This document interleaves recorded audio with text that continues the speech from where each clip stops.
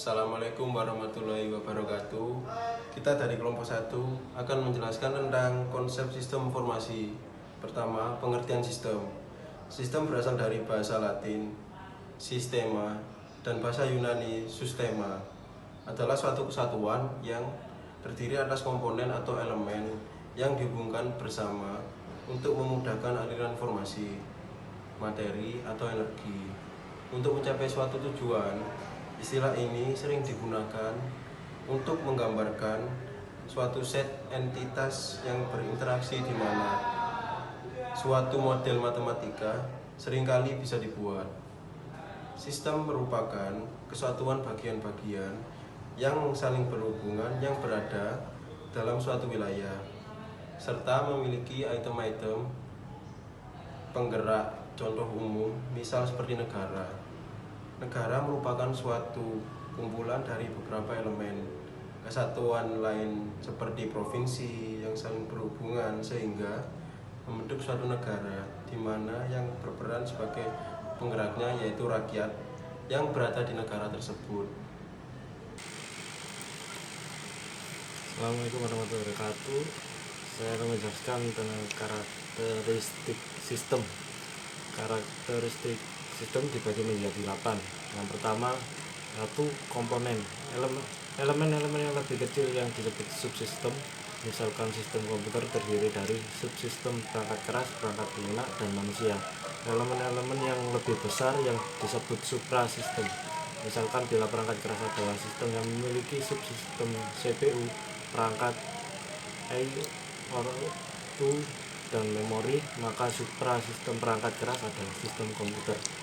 2. Boundary atau batasan sistem. Batasan sistem merupakan daerah yang membatasi antara suatu sistem dengan sistem yang lainnya atau dengan lingkungan luarnya. Batas sistem ini memungkinkan suatu sistem dipandang sebagai suatu kesatuan. Batas suatu sistem menunjukkan ruang lingkup dari sistem tersebut. 3. Environment atau lingkungan luar sistem. Lingkungan dari sistem adalah apapun di luar batas dari sistem yang mempengaruhi sistem operasi. Lingkungan luar sistem dapat bersifat menguntungkan dan dapat juga bersifat merugikan sistem tersebut. Lingkungan luar yang menguntungkan merupakan energi dari sistem, dengan demikian harus tetap dijaga dan dipelihara. Sedangkan lingkungan luar yang merugikan harus ditahan dan dikendalikan, kalau tidak akan mengganggu kelangsungan hidup dari sistem. 4. Interface atau penghubung sistem. Penghubung merupakan media perantara antara subsistem. Melalui penghubung ini memungkinkan sumber-sumber daya mengalir dari satu subsistem ke subsistem lainnya. Output dari subsistem akan menjadi input untuk subsistem yang lainnya dengan melalui penghubung. Dengan penghubung, satu subsistem dapat berinteraksi dengan subsistem yang lainnya membentuk satu kesatuan.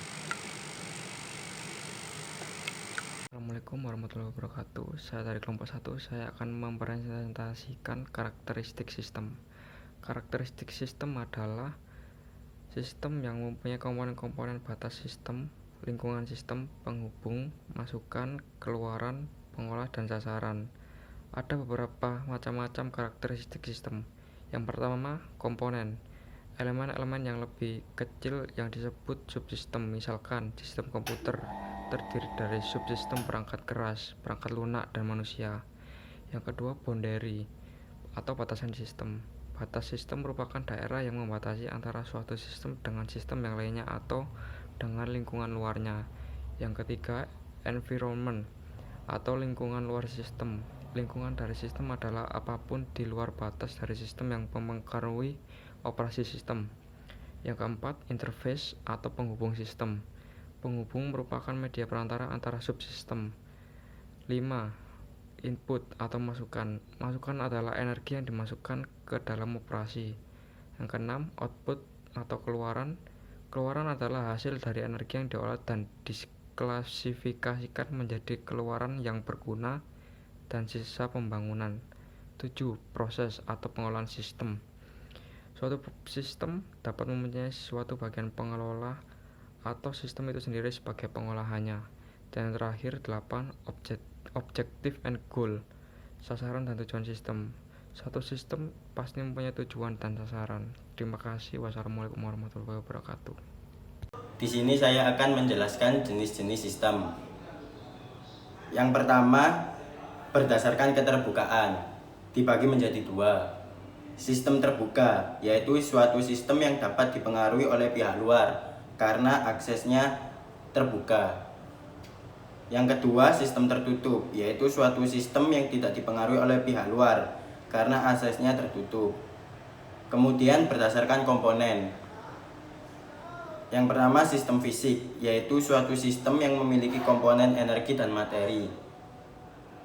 Yang kedua, sistem non-fisik, yaitu suatu sistem yang bentuknya abstrak, misalnya berupa ide, konsep, dan hal-hal lainnya.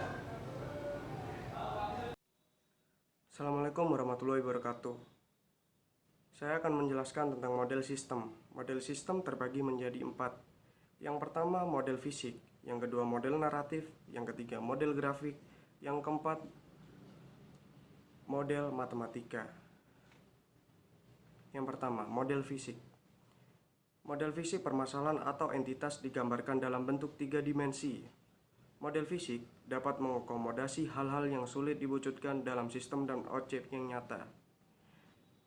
Dalam perancangan, suatu produk dapat dilakukan dengan mudah dengan menggunakan model fisik, dan apabila diperlakukan perubahan, maka dapat dilakukan pada model fisiknya, sehingga dapat menghemat biaya dan perencanaan suatu produk. 2. Model naratif. Model ini menggambarkan entitas secara langsung dengan lisan atau tulisan. Pendengar atau pembaca memahami entitas secara naratif. Model ini sering digunakan manajer karena sifatnya yang naratif. Semua komunikasi bisnis menggunakan model naratif, sehingga model naratif menjadi jenis model yang paling populer. 3. Model grafik.